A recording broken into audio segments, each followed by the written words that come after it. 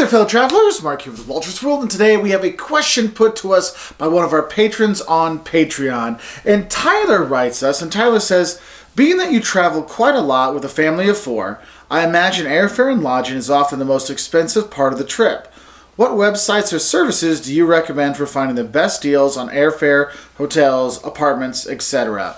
Well, you're right, Tyler. The most expensive part of us traveling as a whole family is usually the airfare. Because, I mean, if you think about it, you could get a good deal on one flight, but when you got to get a good deal on 4 flights, it really adds up quite quickly, okay? So there's some things, though, that you can do to save money if you're going to be going as a group, a whole family of travelers. One thing I would say is if you can travel off-season, right there can save you thousands of dollars, okay? Comparing a flight, going to, say, Paris in October is $600 from O'Hare, whereas I go in the summer, it can be $1,200. Well, you take that times 4, it's like you're getting 2 free tickets, you know, if you're going in the fall. Now, I know as a family, the fall isn't always an easy time because kids are in school. So one of the things that we actually do is when the kids have kind of one of those weird weeks where there's only like 2 or 3 days of school that week, you know, when the teachers have like conferences on Thursday and Friday and there's a holiday on the Monday, well, you've got either a 5-day weekend or you have a 3-day weekend and a 4-day weekend right next to each other. What we'll do is we'll actually take the kids out of school for a couple days. We do talk to their teachers. We okay with the school to make sure it's all right because, look, we're going to show them some of the world and they can bring that back to the classroom. And so we'll do that to actually get a nice fall trip in every year that will save us hundreds of dollars per ticket by going at that time. Now, the thing is, though, I realize that not every school is that understanding, and not every, you know, when your kid's in high school, I mean, those are some really tough classes. They need to be there. So what I'd say is realize, like, look, you're going to be traveling in high season if you're a family. That means the Christmas holidays or the summer holidays when everyone else is traveling with their kids. So you will be paying the highest prices possible. To beat that, what I do recommend when you're looking for flights, book early. Not just a month or 2, but like 4 or 5, 6 months out. Make sure you look and see. And if you see prices that work for you, get those tickets when it works for you, okay? Now, one of the things that Jocelyn and I will do is I'll use kayak.com, Jocelyn likes skyscanner.com, and we'll look for flights going to places we want to go. And that what these airline these websites do is a kayak will give you all the different airlines, Delta, United, Turkish Airlines, all kinds of different stuff, and then give you the options you have. Because you might not realize that there's some other options than going Delta or American or United that you might not know about, okay? So you want to make sure you see what those things are. And so we'll check out those prices and see if there's any great deal. Now what we do is when we see that deal, let's say it's a Delta deal, we'll click on view the deal, and then also what we'll do is check out delta.com to see if we can get the same deal there and see what works best. Because the thing is, if you're traveling with 4 people, you might have, like, maybe you have a nice status on one of the airlines. The thing is if you're going to be spending $400 more to fly with your favorite airline versus flying with a cheaper airline with 4 people, that's $1,600, okay? So you got to really make a choice between the price of the tickets and the deals you're going to get with your statuses and stuff like that, so that can be an issue. If 1 or 2 of the parents do travel a lot and they have some status, it is one of those things you really have to think about because that doesn't always validate spending so much more for the tickets when you are traveling as a family. So do look at those things. Another thing I will say, though, is don't think that the cheapest ticket is always the best deal for your family. Look, if you're going to be using some of these cheap airlines like the Ryanairs in Europe or EasyJets or WOW or whatever, realize that not everything is included in those. So you're going to have to be paying for the food, you're going to be paying for the luggage and all these kind of things, and those little things can really add up to your budget. So those cheap airlines aren't as cheap as you think they're going to be, okay? So that's another thing to think about. Another tip I have for when you're flying with a family, and this is anytime you fly, don't necessarily get a round-trip ticket. Get what's called a multi-city ticket, especially if you're going to be exploring a lot of a continent. For example, like what we do is, for example, we'll fly into Venice, and when we'll see some of Italy and stuff like that, then go into France, and then we'll fly home from Paris. And the thing is, by doing that, we don't have to go back from Paris back to Venice to fly back. Because you may think, oh, well, I'm saving money getting the round-trip ticket. Well, the thing is it cheaper than having to fly back and waste a day of your vacation flying back to Venice when you could just fly out from Paris? that's one of the tips that we kind of use that really helps, and it can save money, and sometimes saving that money, saving that time of one extra day of traveling is worth it to do that multi-city ticket. So definitely look for those things. Now, in terms of saving money with accommodation when you're a family of 4 or bigger, we always recommend renting an apartment. And there's a lot of different apartment rental services you can do.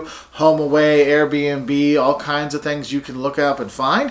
The thing is, you have to realize is whenever you're booking apartments, it is very key that you read the reviews of that apartment. And I mean read it between the lines too. Because places like Airbnb, when the hotel gets to rank the person that stays there, and the person that stays there ranks the hotel, sometimes people aren't 100% honest with their bad experiences because they don't want to get their ratings messed up. So you really have to read between the lines when you do that.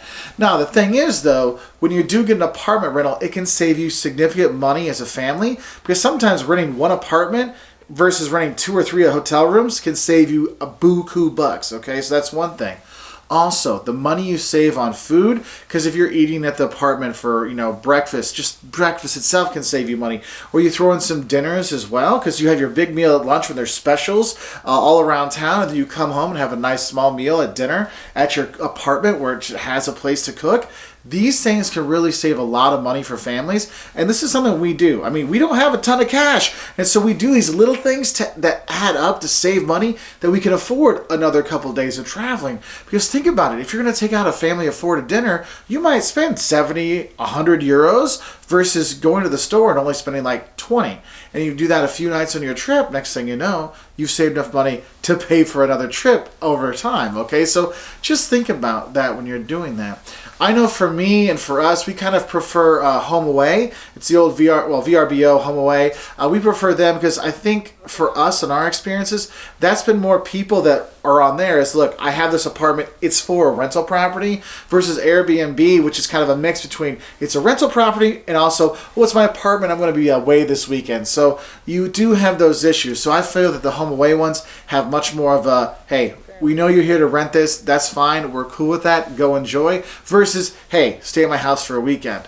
So you do have kind of a different feel between the two, and believe me, we've used both, we've had great experiences at both, and we've had not so great experiences at both, but it's one of those things I think you should think about when you are renting, because honestly, renting an apartment has saved us a lot of time, a lot of energy, and if you got a family, having that like family room to let the kids relax in, or when you got a rainy day and you don't want to like go and see the sights and stuff like that, you can chill out in the apartment kind of like in between times versus just sitting on the bed watching CNN kind of stuff at a hotel. So that's another thing we do. And the last thing I'd say is if you're looking to save some money when you're traveling as a family, also look at family passes. Look, some places have it where you can buy a ticket for mom, dad, and the kids separately, which costs one amount, but they might have a family ticket, which could save you some money. For example, we were in Lisbon a couple weeks ago, and they have a kiosk outside. So if you don't want to talk to people, you just put your credit card in and buy. But it doesn't have the deals on there. So we didn't go there. We went to the person line, like, oh, you're a family. Get the family pass. You can save 12 euros that way. I'm like, oh, wow. Saving 12 euros, that who doesn't like saving money? So make sure you're looking to see if there's a family pass for the places you're going to go, because that too can actually save you some money versus buying everyone their individual tickets. So make sure you do your research on the sites you want to see, the museums you want to go to, because sometimes what they might have is kind of a group ticket kind of thing that can save money, and they don't always promote those things a lot on the websites and stuff, so you need to really kind of do your searching to help you out there, okay? Also, I guess another thing is when that group tickets kind of stuff, also look for it in terms of public transportation. If you're going to be taking buses or trains or stuff like that, sometimes there are family tickets. So for example, or group tickets, for example, in Germany, like if you're in Bavaria, there's the Bayern ticket, the Bavaria ticket, where 5 people get to travel around on the regional trains for one price. That can be helpful too. So just kind of look out for those things. So Tyler, I hope that helps you give a few ideas about what we do to kind of save a little bit of money when we're traveling as a family. We've got other videos out there to help you to save money. We got videos on how to save money while you travel, how to save money to travel, all kinds of stuff on our website at woltersworld.com. We're also on Twitter, Facebook, Instagram, YouTube, Pinterest, and we really appreciate your likes, subscriptions. And if you want to be a patron on Patreon to help us out, please go to patreon.com/woltersworld and sign up. And I want to say thank you to Tyler and all the other patrons that have given us some questions, and we hope you have a great time traveling wherever you are in the world. Bye.